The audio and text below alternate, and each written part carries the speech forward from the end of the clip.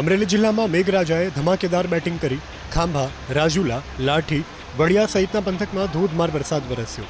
ખાંભા શહેરની સાથે ગીર પંથકના ગ્રામ્ય વિસ્તારોમાં મેઘરાજા મન મૂકીને વરસ્યા. દાઢિયાળી, દીવનાના, સરાકડિયા, કોડિયા, ગીદરડી, ભાડ, નાનુડી સહિતના ગ્રામ્ય વિસ્તારોમાં વરસાદ વરસ્યો. તો રાજુલા પંથકમાં પણ વહેલી સવારથી વરસાદી માહોલ જામ્યો છે. રાજુલા શહેરની સાથે ડુંગર, કુંભારિયા, છતડિયા, હિંડોરડાની સાથે જાફરાબાદ શહેર અને ગ્રામ્ય વિસ્તારોમાં પણ વરસ્યો વરસાદ. ચિતલ પંથકના ખીજડીયા, રાદડિયા, શેડુભાર સહિતના ગામોમાં વરસાદ વરસતા ખેતરો પાણી થયા. સારા વરસાદને પગલે રસ્તા ઉપરથી નદીઓ વહેતી હોય તેવા દ્રશ્યો સર્જાયા. લાઠી પંથકના શેખ પીપરિયા, હરસુરપુર, દેવળિયામાં પણ વરસાદ વરસ્યો. શેખ પીપરિયા ગામમાં વરસેલા ધોધમાર વરસાદથી સ્થાનિક નદીમાં પણ ઘોડાપૂરની સ્થિતિ સર્જાઈ. વડિયા શહેરની સાથે અર્જન સુખ, સૂર્યપ્રતાપગઢ, દેવગામ સહિતના આસપાસના ગ્રામ્ય વિસ્તારોમાં પણ વરસ્યો વરસાદ. ધોધમાર વરસાદથી પોરબંદરનો બરડા પંથક થયું પાણી. બરડા પંથકના ભેટકડી, અડવામાં, મજીવાણા, શિંગડા સહિતના ગ્રામ્ય વિસ્તારોમાં પવન સાથે ધોધમાર વરસાદ વરસ્યો.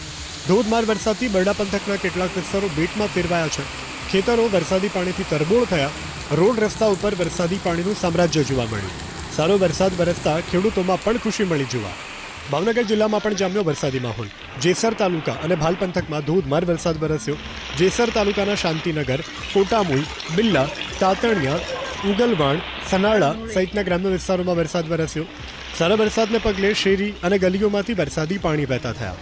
ભાલ પંથકના માઢિયા, સનેસ, કોટડા, ગણેશગઢ, ખેતા, ખાટલી, નર્મદા સહિતના ગ્રામ્ય વિસ્તારોમાં ધોધમાર વરસાદ વરસ્યો.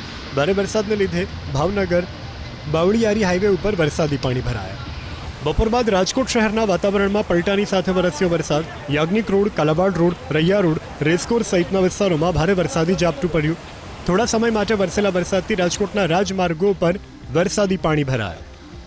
વરસેલા ધોધમાર વરસાદથી ધોરાજીના પાટણ વાવમાં આવેલ ઓશમ પર્વત પર ખીલી ઉઠ્યું કુદરતી સૌંદર્ય. ટપકેશ્વર ધોધ તેમજ ધોબી પાટ ધોધ સક્રિય થયો. ટપકેશ્વર મહાદેવ મંદિર અને માતૃ માતાજીના મંદિર આસપાસ કુદરતી સૌંદર્ય ખીલી ઉઠતા મોટી સંખ્યામાં પ્રવાસીઓ ઉમટી રહ્યા છે.